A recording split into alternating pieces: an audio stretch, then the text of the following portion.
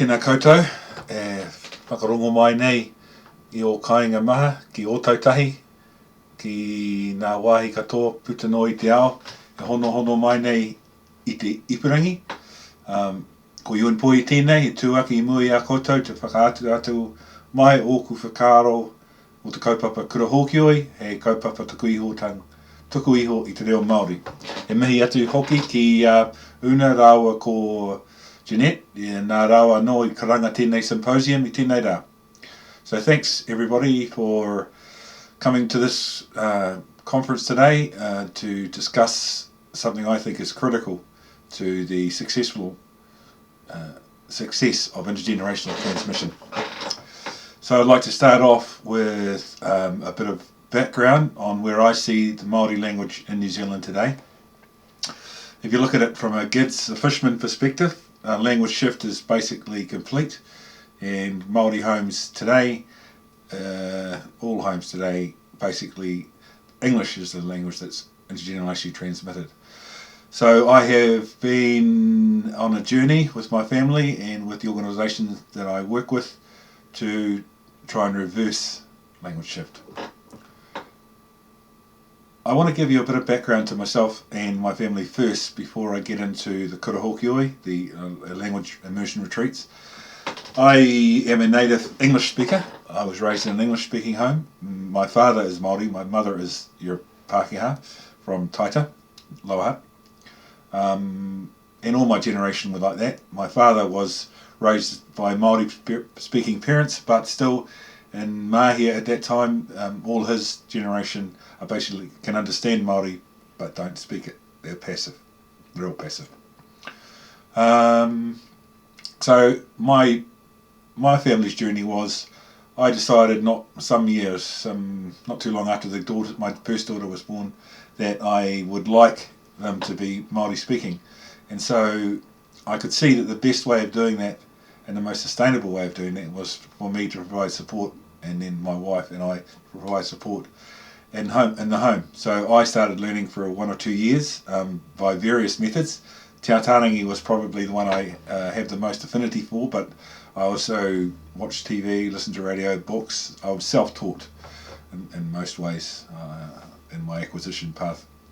And my wife, who started learning a couple of years after me, is now fluent as well, and we run a program designed to mentor families who want to do a similar thing to what we did with our children. Our girls are basically native speakers now. They're now 16 and 12, and my daughter is just about to embark on a French exchange program in Paris. She left on today's date, the 30th of 11th. A week or two ago, to acquire French, which she already has done 4 years of study of at school. So I am, for the last 10 years, my wife and I have been mentors for a program designed to support parents who want to transition their homes to be Māori speaking homes at whatever level they feel comfortable with. It's called Kāinga Kōrerorero, and it's run under the auspices of Te Atarangi. We have 150 families under our direct wing. Each po arahi, or each mentor, has about 10 families that they look after in the various regions from Kaitaia to Bluff. And over the last 10 years we have had a lot of success and a lot of experience in how this actually works in practice in New Zealand. So I'll move on to the next slide, I think. So let me talk about kura hokioi. So as in our role as language mentors, we could see that it's extremely difficult to switch from a base language of English into Māori as a home language for a lot of reasons, but one of which is that our whole background in raising children is English. We are in a monolingual English society, New Zealand, and there are so many myths and misconceptions that parents have. We spend at least half our time as mentors dispelling those and trying to give them some good quality information they can use in their own language plans. We, in our kāinga kōrero mentor role, we have family language planning, where we go to the families' homes and interact with the parents and children and talk about the issues and involved with raising children to be bilingual, schooling, community, family, there are a lot of issues. And then also we get families together in small groups once a month, and where we will go to a picnic or a swimming pool and practice what we preach amongst ourselves. And those were always very useful, but a short period of time in which to accomplish a lot. So we started to develop immersion retreats, and it's a retreat in the sense that the families need to travel up to Levin, Hokio Beach, and that's a commitment for a weekend, and where they agree that we will go through the program of using Māori as a home language in a home-like environment. So Kura Hokio is set in a beach house, with each family having their own bedroom and their own separate space, but also coming together for all the other activities, language workshops, meals, cleaning, cooking, all the normal things that a home has. So it's immersion in a home. One of the critical things that I know to be successful is that you need to not only just use the words, you need to use the culture that the words emerge from, the language emerged from. So we have inherited into our program the tikanga whakahari wānanga language school methodology of Te Atarangi, and we've adapted it to be relevant to the family's context in retreats such as the ones we run. So the three principles that I underpin everything we do are whakawhanaungatanga. Now, whakawhanaungatanga is building family-like relationships amongst the families, not just within their families. And so at the beginning of each, just an example, at the beginning of each hui, each person will stand and deliver their pepeha or their background. It can be their awa, their maunga, or if they're not Māori, it can be something else, or they can, whatever they feel comfortable with sharing about where they come from and who they are,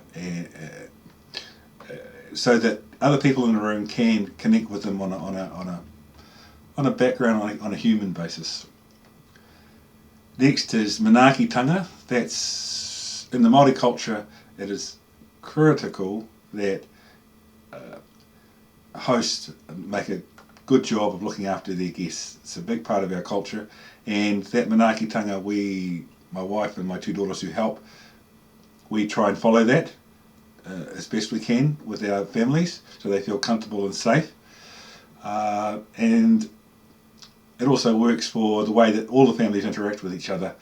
And I'd like to bring in this last concept, which is slippery in Māori and English, but very hard for me to translate, I think, successfully. But ngākau mahaki. So that's a caring heart, I think. I think that's one way of putting it into two words. And that's about when people are learning, and as I've said before, embarrassment is a massive problem. They need to know that if they make mistakes, because you need to learn a lot of mistakes, they aren't going to be punished for that. So we aren't there to correct grammar, correct pronunciation, insofar as that interrupts the normal flow of the language. We are happy that people are using the words, and we trust them that they will improve in their own time. If you look at the research, there's very little evidence that shows constant correction is a successful language acquisition strategy. And Te Atarangi have always, as some of you know, it's called the silent way. It's an adaptation of Kategno's silent way, where the teacher is tasked with creating a safe environment for the students, and the students are trusted to learn the things they need to learn in their own time. So that's ngākau mahaki. A good concept and very useful in overcoming, helping adults overcome their embarrassment and becoming competent in Māori. So the workshops we run all sorts of workshops. In the morning, for example, we might run one on making a cake, a banana cake in Māori. So that will involve all of the family, parents, children. We don't stream off into age groups. That's not what happens in homes, and that's not how we run it at Kura Hokioi. We need to keep it as natural, and also we need to promote intra-family communication using the target language of Māori. Outside the home, after lunch, which is always a problem in maintaining classroom participation, we all go for a walk down to the beach or to the playground, and we do that using Māori words for the various slides and swings and basketball hoops and everything else that we do in normal everyday families, but we switch it into Māori, and that becomes a workshop in itself. On the Sunday we will do a family language planning session, which touches on critical awareness of the barriers, and there are a lot of barriers in a monolingual New Zealand society, either within the family, within the community, within the individual.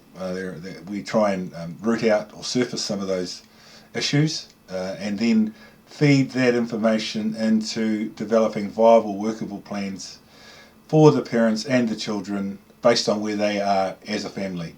There's no ideal. We don't say every family is different. We don't mandate that everyone has to make the same progress at the same time. At the end of the day, we help them measure their own progress.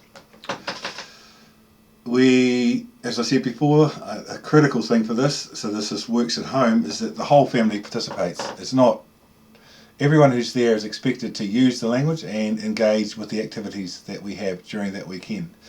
And we incorporate plenty of fun, laughter, waiata.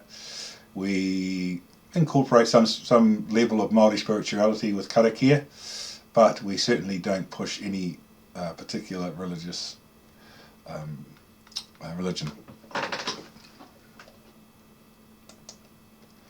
Lessons learned. Now, in order, the real test of whether you're being successful is whether the children use the language spontaneously within the environment that we have. And initially they won't, neither will the parents for that matter, because at the end of the day they're still feeling their way through in the first or second Kura Hokioi they attend. But over the weeks and months and the gaps in between, they develop a trust level, a higher trust level, where they are prepared to make mistakes, and then by making those mistakes they themselves correct them, and they become more confident in the use of the language at all age groups. And that has been, as we suspected, has been the case, and the families that keep coming have benefited great. It's been amazing growth within that family in their ability to interact using Māori in the home. Again, wasn't really a surprise to me, but it was a surprise to some of the families, the level of critical awareness of the issues of globalisation, colonisation, the level of how big some of those barriers are to families actually doing it in practice.